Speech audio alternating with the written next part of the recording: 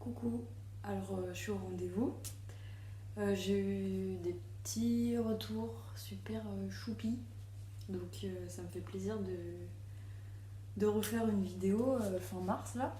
Pour commencer par les livres, j'ai lu une BD qu'on m'a offert à mon anniversaire, Préférence Système.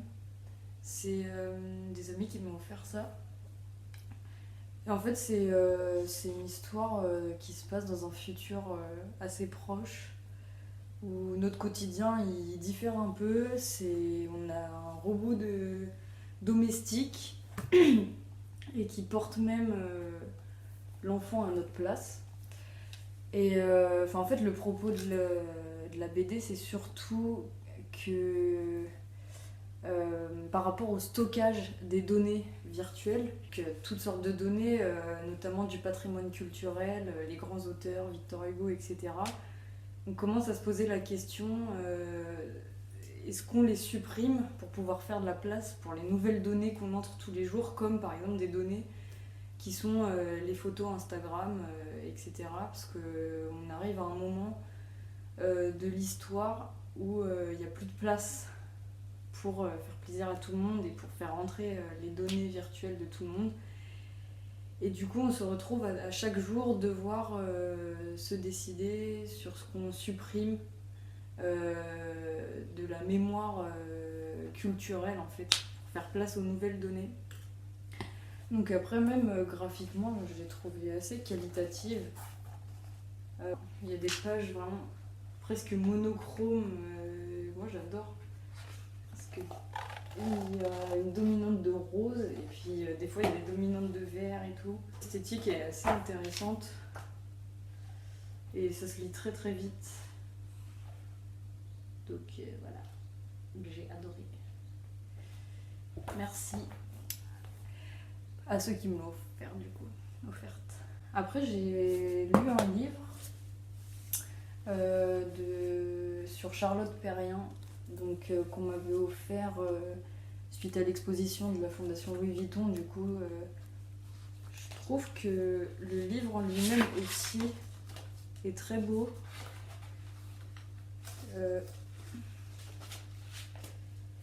La tranche elle est jaune et le travail de graphisme il est intéressant.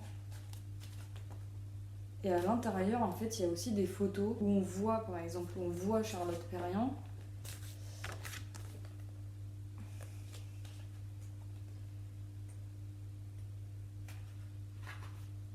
Ouais, voilà. Des photos où, par exemple, on peut voir Charlotte Perriand. Et d'autres où c'est Charlotte Perriand elle-même qui a fait ces photos-là. Donc, alors il y a des super belles photos d'elle. Enfin, par elle, du coup. Faites par elle. De... Ah, je sais plus où c'est. De montagne. De paysages de montagne.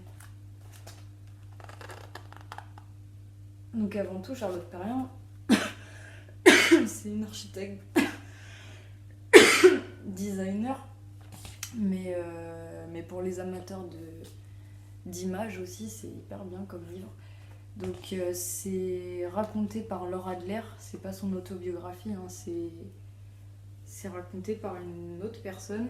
Enfin, ça englobe vraiment bien son travail, voilà.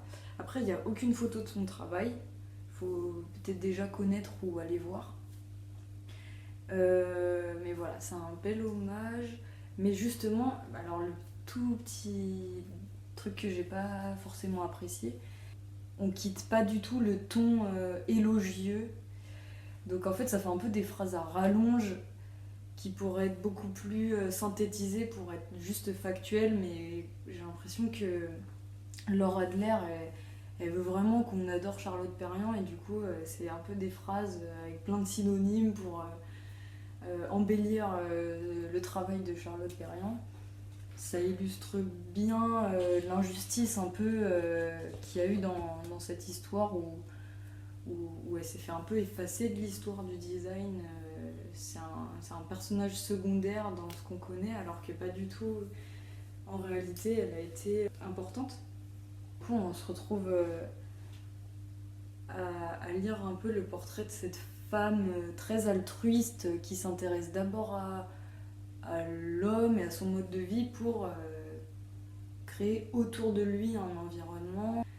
C'est bien expliqué dans le livre la manière dont elle va d'abord s'intéresser à son époque, par exemple, comment les femmes tendent à vouloir vivre, que ça soit pas du coup que dans la cuisine, mais que ça soit des femmes qui puissent accueillir leurs amis en même temps de pouvoir servir un cocktail, et du coup elle va penser une cuisine et un intérieur qui soit le plus facile à vivre pour des femmes qui tendent à être le plus moderne possible. Elle s'intéressera aussi au mode de vie des sans-abri. Quand elle devra dessiner des lits pour les dortoirs, elle se sera déjà intéressée à ce qui est important pour les sans-abri, etc. Enfin, c'était intéressant. Après, du coup, j'en arrive aux expositions. Qui dit confinement dit que je n'ai pas vu d'exposition.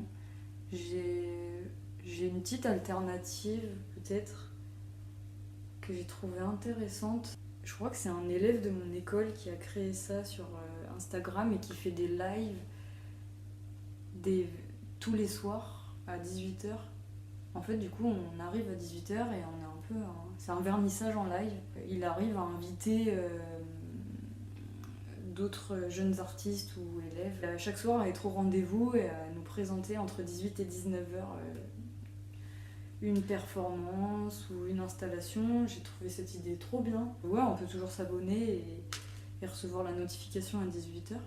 Après, pour les musiques, c'est Esther, une amie à moi, qui m'a fait découvrir Andromeda de We Eyes Blood.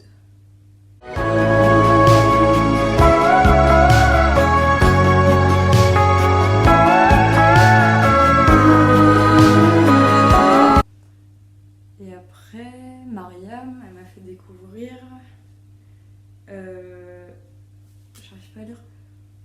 Wenska de Calabrese. Je connaissais pas du tout.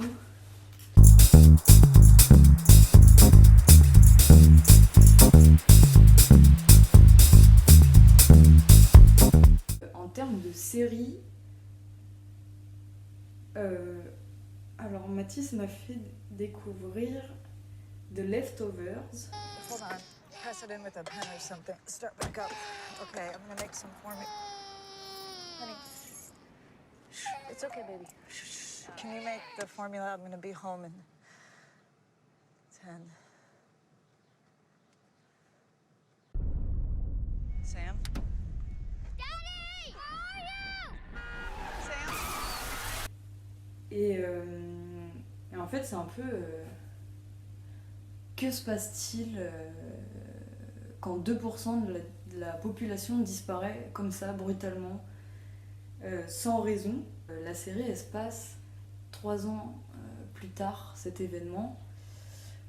Et du coup, on voit un peu comment la vie a repris après ça et quelles sont les hypothèses de chacun. Il y en a qui sont devenus un peu extrémistes dans la manière de réagir et tout. Mais c'est original. Une dame qui va avoir perdu son mari et ses 2 enfants. Et dans d'autres familles, il n'y aura aucun disparu, ou même dans certaines villes ou quartiers, il y aura vraiment presque personne qui aura disparu. Le film que j'ai vu là tout à l'heure, c'était Le Grand Blanc avec une chaussure noire. J'ai grandi en regardant ce genre de film. Il y a beaucoup d'acteurs qu'on retrouve aussi dans Les Tontons Flingueurs. Enfin, c'est vraiment une esthétique des années 70. Avec Mireille d'Arc et un humour... enfin, personne rigole dans le film, mais du coup, c'est d'autant plus absurde. Vol Air France numéro 704, porte numéro 17. Arrival from Sydney, Air France Flight 704, gate number 17. N'importe qui. Un homme dans la foule. Le plus anonyme possible. Choisissez. C'est un prétexte. Choisissez.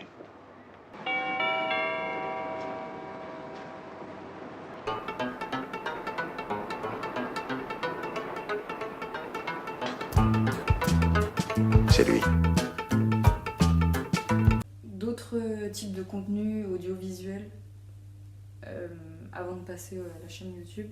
Je me suis un peu intéressée aux vidéos sur Arte de l'atelier A. Donc mes profs, ils nous les conseillent tout le temps, ce genre de vidéos, et moi j'avais jamais vraiment regardé. Mais en fait c'est un format qui est hyper simple. C'est des vidéos de 8 minutes où on s'intéresse à un artiste dans son atelier. Là, nos profs, ils nous ont un peu donné des clés pour s'ennuyer intelligemment, on va dire. On peut être dans notre lit comme d'hab, comme pendant tout le confinement, mais au moins on s'instruit un peu. Et après, alors une chaîne YouTube que j'ai découvert, c'est Prête-moi ta veste. Donc c'est une youtubeuse mode qui défend la couleur dans tous ses looks.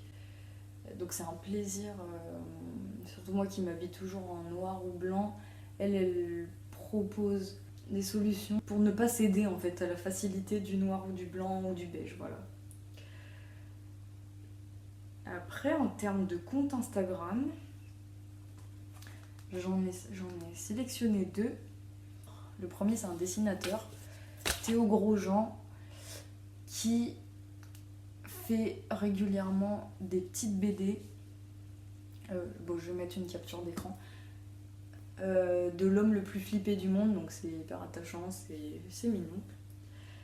Et après, un autre gros coup de cœur que j'ai eu, c'est Creating Godissa. Donc ça, c'est un mec qui est très créatif, qui détourne des paires de chaussures.